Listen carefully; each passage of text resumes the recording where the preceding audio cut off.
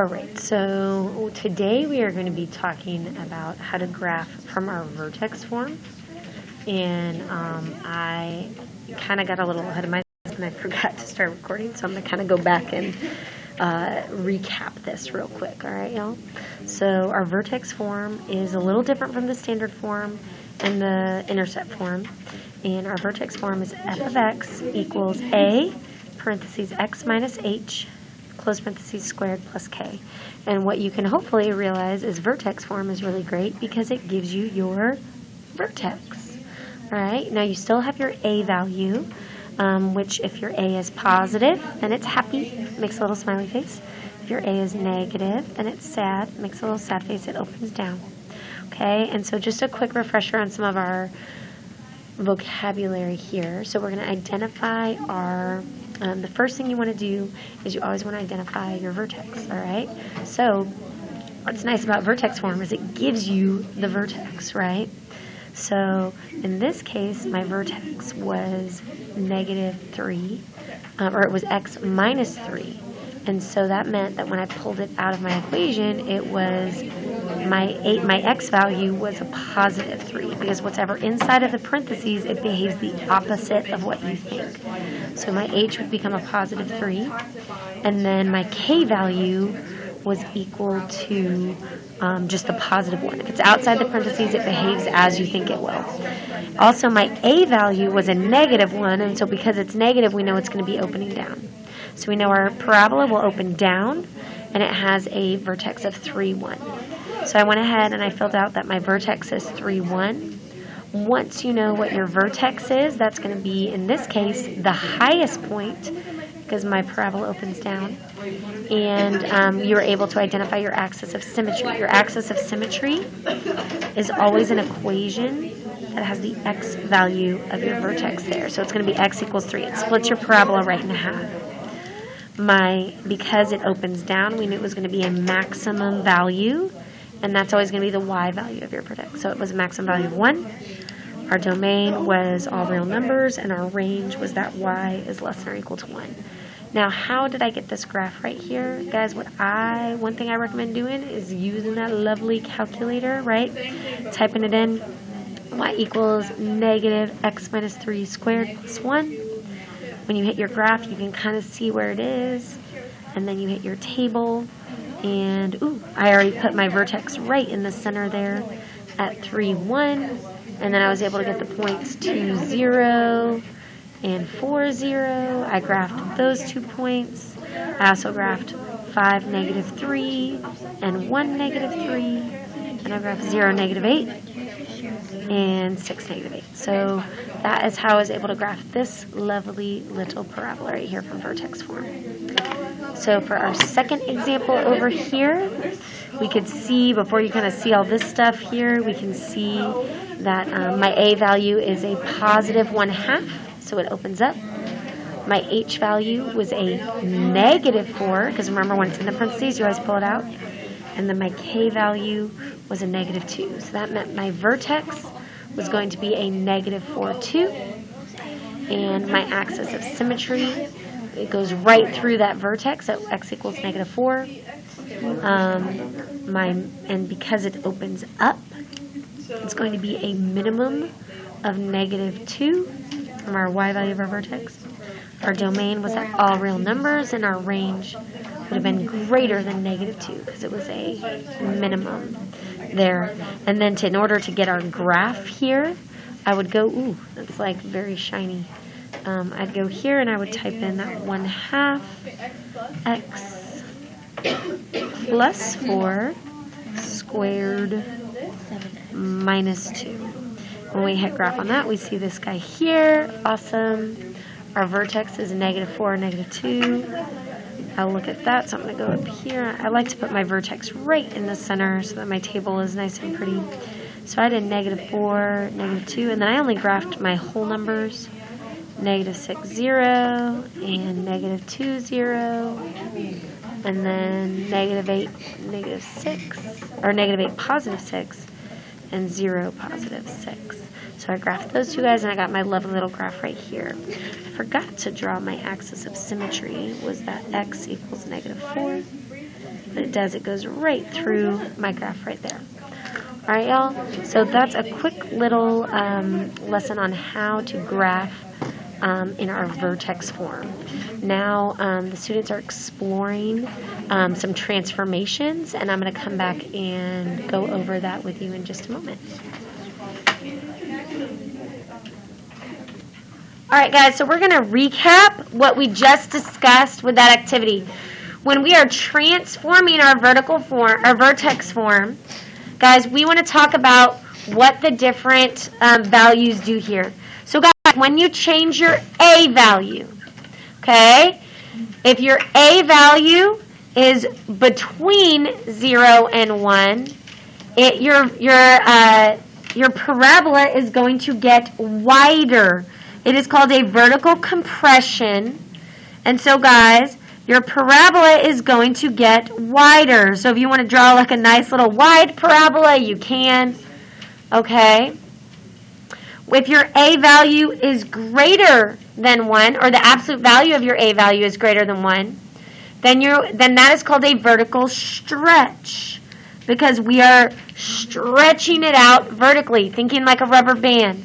And guys, this one makes your graph a whole lot more narrow or skinny. All right, guys? So that will help you guys understand if you are having a vertical compression or a vertical stretch. Okay, guys? And if your A value is negative, then it's going to reflect over the x-axis. Okay, guys? So kind of a good way to think about that, guys, is it flips it, right? It flips your function. Boop, flips it over. But technically, what we are doing is we are reflecting it over the x-axis. Okay? For my h value, right here, this is a horizontal translation. Okay? The h affects it horizontally. And guys, it shifts the graph to the left or to the right. So y'all, if my h is greater than 0, it's going to shift my graph to the right. But how that actually looks in an equation would be if we had something like x minus 3 or x minus 5. Does that make sense, y'all? Because your h value is positive, that would be a positive 3 and a positive 5, but how it actually looks in the equation is kind of the opposite of what you think there. Okay? So then, if we had my h value be negative, which is less than 0, it would shift my graph to the left. And a good example for that would be how that would look in my graph would be something like x plus 2 or x plus 6 or x plus 3 or x plus 100. Anything, if it's x plus, then your h value is negative, which means it shifts it to the left. Does that make sense, y'all? It kind of behaves the opposite of what you think.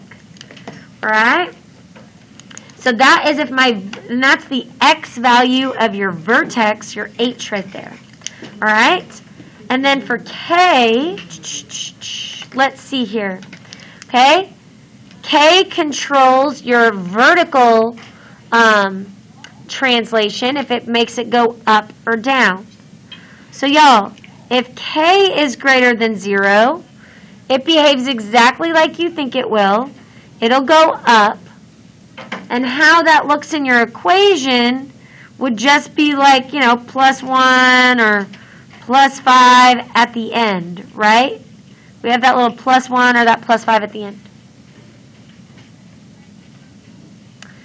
And if your k value is negative, if it's less than 0, you are going to shift it down. That's a horizontal translation. Shifts it down. And a good example of that is at the end of your equation, you had something like, I don't know, -3, -3, or minus 5, okay, minus 100, minus 7. Anything subtracted, you're going to be shifting it down. All right, guys, y'all feel pretty good about that? Okay. So what I want us to do is first we're going to visually recognize what is happening in some of these translations. So we're going to jump to page 6. Does anybody need any extra time with kind of just, that's a good summary of what we just talked about. All right? All right. So now, y'all, we're going to take a look at this. We're going to identify the transformations from the parent function to the new quadratic function below. Well, guys, your parent function is this lovely one right here. Okay? That's my parent function. So if you want to do that like darker so that you guys can recognize, this one is my parent function.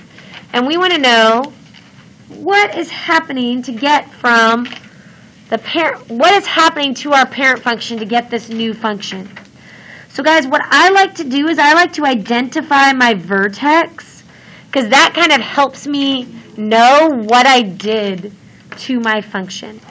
So guys, just looking at these first two on number 1, looking at these two little graphs here, I guess we can look at numbers 1 and 2. But guys, on number 1 here, what happened to my vertex? Did I shift to the right or did I shift to the left? To the right. So we shifted to the right, and we actually shift by 1. Okay, we shift to the right 1. It's kind of hard to see. The lines are like super, super faint. I apologize for that. All right. And then we want to know, do we shift up or do we shift down? Yeah, we shifted up. And we shift up, let's see here, I think 4. Are you guys cool with that? So we shifted to the right 1, we shifted up 4. And then guys, what happened to my A value? What happened to our graph here? Did it flip? Yeah. So guys, it reflected across the x-axis. Okay, guys? Which meant my A is negative now. Does that make sense, y'all? So it reflected across the x-axis, and so my A would become negative. So this is just describing the transformation. Okay? We don't have to come up with the equation yet. I just want you to describe the transformation. Okay? For number 2, let's see here. Guess, what is one of our descriptions here? What happened for our second one? From the parent function to our new function. It shifted left. Yeah, how much? Shifted left, I think it's 2. Yeah, I think 2. Shift left 2. Excellent job. And then what did it do vertically? Did it have a vertical translation there? Let's see here. Weston, did it have a vertical translation? It shifted down. Yeah, it shifted down. And I'm going to say 3. So it shifted down 3. And then did it reflect? No. But what did happen to it? It got more narrow, didn't it? So guys, that means that it is a vertical stretch or compression. It's a stretch because it got narrower. Okay? So this would have been a vertical stretch. All right? So that means my graph got narrower. That's a weird word. Narrower. All right, guys? And it's actually a stretch by a factor of 4. Y'all don't need to know that yet. But I just want us to make sure that we feel good about this. So, guys, I want you now let's describe the transformation for this third one here. Okay, did we have any horizontal shift at all? No. So we don't even have to worry about no horizontal shift. Did we have a vertical shift? Yeah. So we are going to shift up or down? Up. We shifted up by 5. And then did it get stretched or compressed at all? No, it stayed the same, I guess, width, right? But it did reflect. It did flip. It reflected across the x-axis, which meant our A value would now be negative. So hopefully you guys can kind of see what's happening with those graphs, okay? So now what I'm going to do, guys, is now that we've kind of described them, I want to take a second and I want to actually describe them from, hopefully we can describe them from a picture. I want to take a second and I want to describe it from the equation. All right? So we want to describe the transformation from f of x squared, f of x equals x squared, which is our parent function, to g of x equals 1/2 f of x plus 2 plus 3. So guys, what this really means is that we want to see what this function happens, okay? So the term, so guys, if we get the f out of there, all right, I know, okay, so get the f out, and then you add in your squared. So what we really want to see is we want to see what's the difference between f of x equals x squared and g of x equals 1/2 plus x plus 2, or times x plus 2 squared plus 3. So guys, before we actually graph this, you could graph them both on your calculator and compare them. But guys, let's talk about what's going to change. So y'all, according to my A value here, what is changing? What does that 1/2 mean, y'all? It's going to get, it's going to get wider, all right? So guys, because my A value, the absolute value of my A value is 1/2, we call that a vertical compression or vertical stretch. Compression. Okay, if it's less than 1, it's going to be pushed, it's like pressed down. It's like a vertical compression by 1/2. Or as someone said, it's going to get wider. Perfect. All right? A compression makes it wider. All right? And then let's see, what did we do horizontally here? What is my H equal to? -2, because when you pull it out, it's going to be a different value there. So it changes that sign when you pull it out because it was inside the parentheses, so it was behaving the opposite.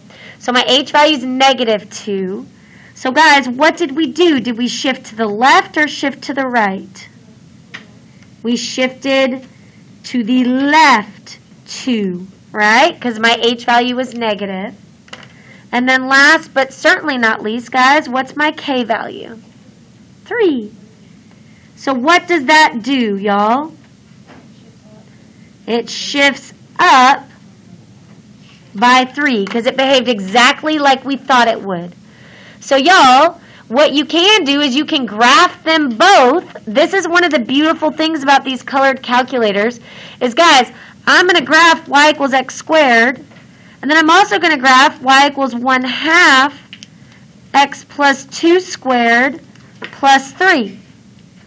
And guys, when I hit them both, okay, there's my y equals x squared, and there's my 1/2 times x plus 2 squared plus 3. And guys, look what happened. It was made wider because it had a vertical compression. It shifted to the left 2 and up 3. That's pretty cool, isn't it, y'all? So you can actually see it did what we hoped it would do. Does that make sense, y'all? You guys feel good about that? Okay? So you guys are going to verbally describe the transformations on 5 and 6. Okay? On problems like 7, 8, and 9, I want you to write the new equation given these descriptions. All right, guys? So 7 is interesting because we aren't starting with the parent function. We're starting, you can transform any function. We're starting with y equals 2x squared plus 4. So guys, we aren't starting with the parent function. And what are we going to do? we are going to reflect it over the x-axis. So guys, what are we going to do to my a value? If it's reflecting over the x-axis, what happens to my a value? It's going to be negative. So guys, my a value, we're going to have to multiply it by a negative, right? My a value is going to become negative. Also, my a value is vertically stretched by a factor of 3. So guys, we are going to have to multiply my a times 3. We're also going to have to make it a negative. So y'all, this means that my original graph of y equals 2x squared plus 4, what do I need to do to this a value right here, y'all? I need to multiply it by negative 3. So what is my new equation going to be? Yeah, negative 6x squared plus 4. So this graph right here would reflect it and stretch it out, right? And make it narrower. All right, guys, so what I want y'all to do is I want you guys to go ahead and these bottom 4 problems, I want y'all to do on your own. And please check them with your neighbor. Okay, check them with your neighbor. I'm going to give y'all a few minutes to do that. And then we are going to, these are the ways that 5 and 6 are here. You notice that you shift right 3, shift down 7, and this is a vertical stretch because the a value is greater than 1. On number 6, guys, there was no horizontal shift. There was just a vertical shift. You shifted up 5, and then you had a vertical compression by 1/4, and it was negative, so it reflected over that x-axis. Okay, so our a value was negative. So I guess I shouldn't have those little thingies on there because it's not absolute value. Absolute value can't be negative. Jeez, Miss Human. All right. So there we go. So I'll take those little guys off. So your a, since your a is negative, it reflects over the x-axis. Okay. For this particular one, we shifted to the left 7, so it was a negative 7, but when we put it in the equation, it was a positive 7, x plus 7. Oh, and it's x plus 7 squared. I forgot my squared there. And then our k was up 3, and it was compressed by a factor of 1/3. Guys, number 9 was a little weird because we started on the plus 2, but then we started from a positive value of 2, which really meant that our vertex was already at negative 2. And then we shifted down 5 and left 2 more. So we ended up going to negative times x plus 4 squared minus 5 because it also reflected across the x-axis. So guys, we had a few little things that happened on that one that made it interesting, but those are the answers there. Okay? So what I want you guys to do now is I want you guys to jump to page 7. We are going to take a look at just this top one on page 7. Okay, guys? I want you guys to talk about what this is going to do. And then specifically, guys, I want to show you guys how this affects our coordinates. All right? So, first of all, if we have f of x equals x squared and your transformation is g of x equals 2 times f of x minus 3 plus, and then close parentheses, plus 1. So guys, what this is saying is that we are transforming our f of x function, our parent function, with this right here. So how we would write that is we would say, okay, my g of x function is actually 2, you get the f out of there, times x minus 3 squared plus 1. So because what we are doing is we are plugging in this x minus 3 into that x squared, so it becomes x minus 3 squared. And then we're multiplying it by 2, and we're adding 1. Okay? All right, guys, hold on just a second. Attention up here, y'all. So, guys, what is happening to my function here, y'all? So, what are we doing?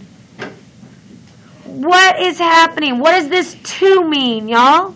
If my a value is 2, what does that mean, guys? What's my new function going to look like? Anybody? It's going to be wider, skinnier? What's going on? Yeah, Eric? It's going to be, it's going to be narrower. So, guys, since my a is equal to 2, that means we are vertically stretched. It is vertically stretched, which means that is more narrow. Okay? It is narrower, or narrow. Okay? More narrow.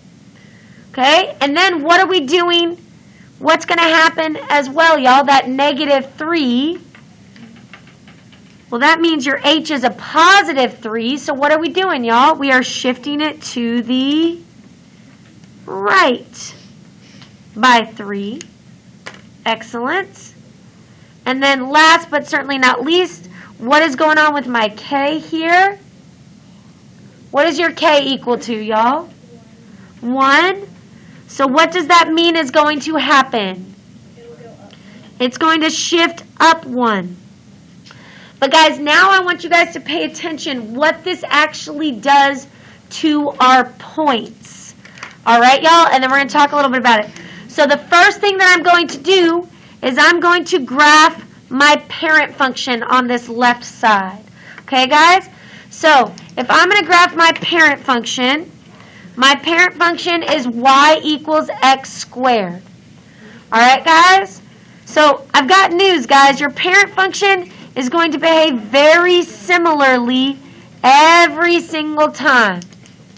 So I'm going to go ahead and fill in my table for my parent function, starting with my vertex, okay? So my parent function, it's a little blurry there. There we go. So it's going to be, 0, 0 is my vertex, negative 1, 1, negative 2, 4, 1, 1, and 2, 4. And then if we went on, it would be 3, 9, negative 3, 9. So guys, I'm now going to take those table values, and I'm actually going to graph them over here. So that's 1, 1, 2, 4, 2, 4, and then it was also 3, 9. Okay, I'm going to do the same thing on the other side. And y'all, one thing that I want you guys to notice about the lovely little parent function, it's going to follow the same exact pattern every single time. So I'm going to draw it in this black color so it's real obvious there. But guys, that's my parent function. Guys, it's going to follow the same exact pattern. And guys, check this out. You go over 1, up 1. Over 1, up 3. Over 1, up 5. If I went over again, how much do you think I would go up? If I went over 1, up 1, over 1, up 3, over 1, up 5, over 1, up 7. Yes. Okay, so it can follow that same exact pattern for your parent function every single time. Over 1, up 1, over 1, up 3, over 1, up 5, over 1, up 7. If I was going really high, I could go over 1, up 9, right? So every time it grows by, the difference grows by 2 every time, okay? And now, guys, remember, we already said it shifts, our new graph is going to shift to the right 3 and up 1, okay? So that's going to be my new vertex. But, guys, how we can actually figure this out is with this lovely little thing here. With this, guys, how this affects our coordinates is it's always going to be x plus h over here. So, guys, my h is equal to 3. So, guys, what's negative 2 plus 3? 1. Negative 1 plus 3, 2. 0 plus 3, 1 plus 3, 2 plus 3. There we go. 0. So we got 1, 2, 3, 4, 5. So those are my new x coordinates that I'm going to be working from. Okay? My new y coordinates, you can use this right here. AY plus k. So we're going to do, oops, so I meant to say this was going to be x plus h. In our case today, that was what? X plus 3. So AY plus K, we are going to do 2Y plus 1. Are y'all good with that? So guys, what's 2 times 4 plus 1? 9. So guys, the point that I would then graph is 1, 9 for my new graph. All right?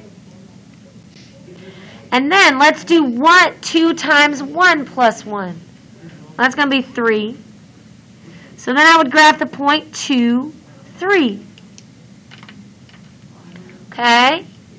And then 2 times 0 plus 1 is just 1.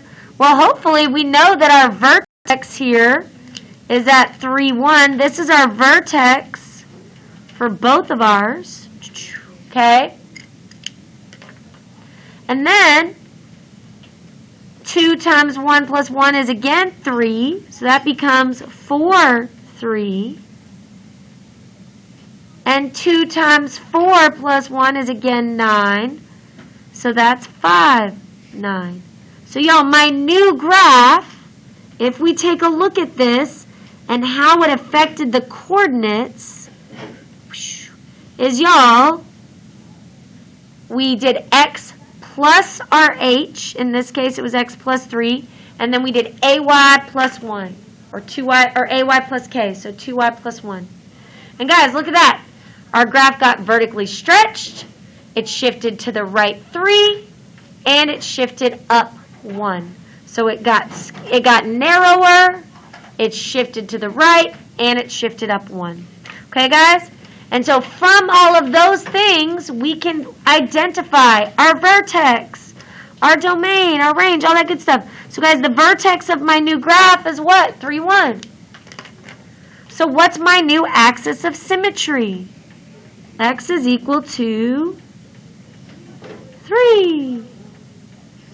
Okay? Is this going to be a minimum or a maximum? A minimum, because it opens up. They are. That one is. So that's going to be a minimum of 1 because it opens up. Our domain is all real numbers. And our range is going to be y is greater than or equal to 1 because we're dealing with that minimum. So guys, I just wanted y'all to see how it affected those coordinates. All right, y'all? So hopefully this was a good kind of exploration in transformation. What I want you guys to do now is we're going to go ahead and work on our homework. We got a few minutes left in class. We can work on it.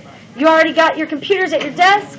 So let's go ahead and get that out and work on that now.